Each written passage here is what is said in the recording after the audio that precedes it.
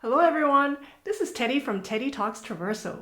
If you're looking for a gateway into how to play Baroque ornamentation expressively, and especially in French Baroque music, consider hearing about the following concepts I have for you. You might want to take your flute and pause in between to try out the passages yourself. This video is a bit longer than my usual videos, including a short live clip from a concert at the end. So I won't say sit back and relax, but rather get ready and here it goes. There's obviously a lot to talk about and always beyond the scope of our session here, but nevertheless, you had mentioned ornamentation and how in connection with phrasing. I'm more than happy to expand a little bit on that and kind of just try to give you some really boiled down points on those, yeah? So what to remember about ornamentation, especially for this kind of music and French music, and even particularly Couperin, yeah, because he's so meticulous in writing things out and notating all the ornamentation. How can we have some kind of system or order to play these ornaments, to place these ornaments in an expressive way, you know, that's not just kind of, you know, note after note and ornament after ornament, and that end up all sounding the same, and actually it becomes very cumbersome if they all sound the same. So basically what I found is really helpful is that when you're approaching an ornament, how you play the appoggiatura is going to be very important. Okay, and to a certain extent, of course, the trill itself, but the appoggiatura is what's going to immediately give you kind of the flair of the trill, the expression of the trill or of the ornament itself. So since it's the first note that begins the ornament, so to speak, and the appoggiatura might be the ornament itself already. So, you know, having that right on spot is the key to playing ornamentation.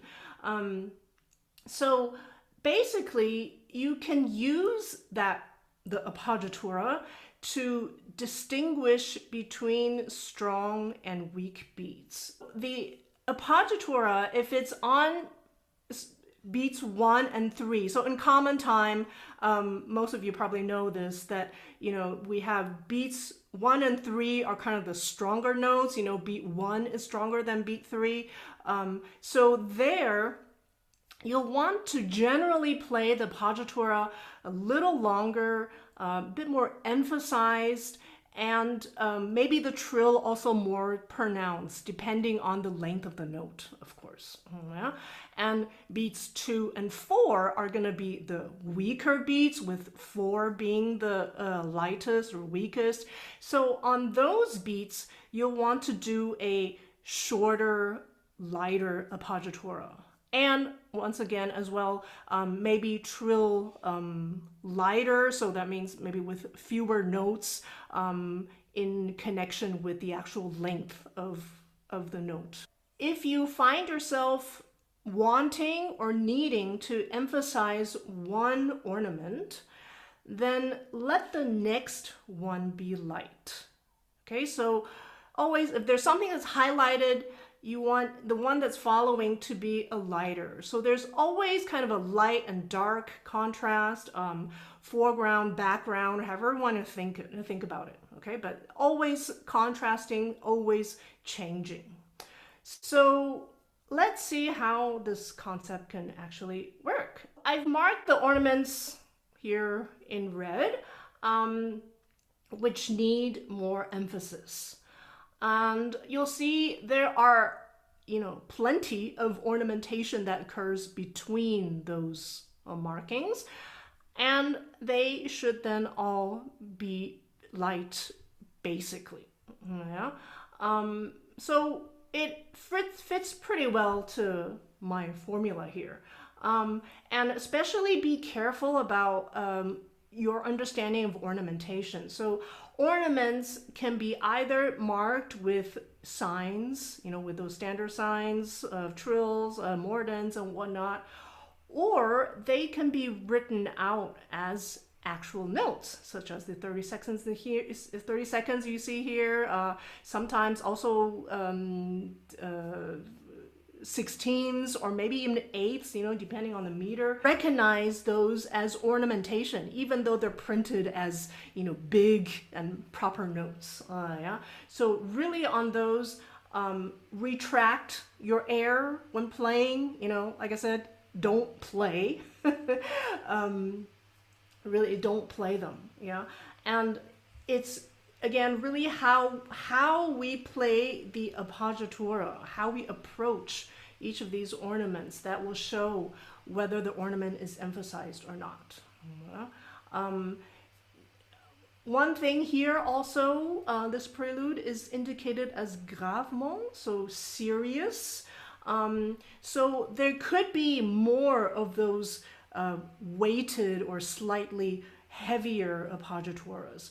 And it's actually also interesting, I didn't quite actually realize this until I started to do these markings here, that you see all of a sudden, mostly, they kind of conform to the beat 1 and 3 being stronger beats, so you'll tend to have the first beat and the third beat of the bar having those kind of more weighted ornaments.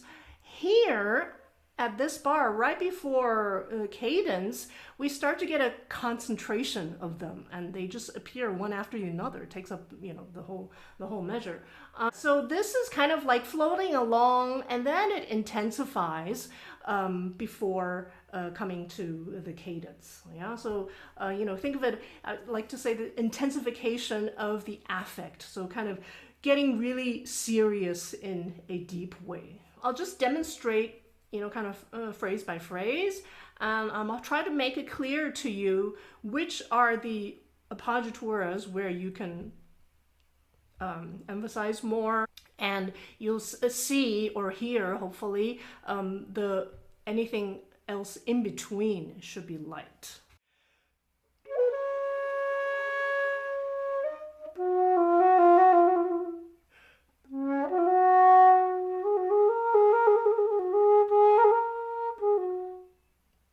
So notice here, make sure this is really, the E here is just like one hint of the sound, yeah? And all this is actually written out tour de chant, ornament, kind of a turn ornamentation. And, the turn kind of turns literally into the trill.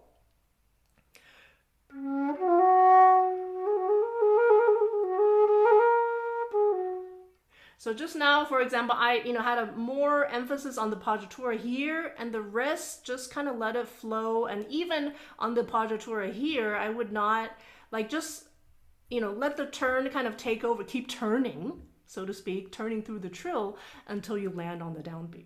Okay, and these ones, it's just because of the gravement, it's a nice to kind of really yada yada. Nice to have that groundedness. Okay, so if you want to just try that.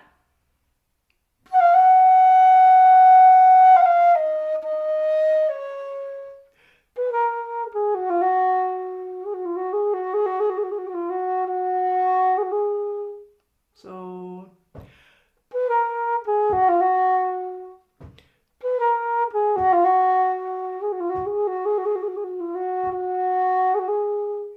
from here on, this is all kind of basically passing material before we get to kind of more important cadential point. Yeah, so you see again a lot of the hidden turns, little notes, and they're just kind of little filigree things that loop and just turn to the next note.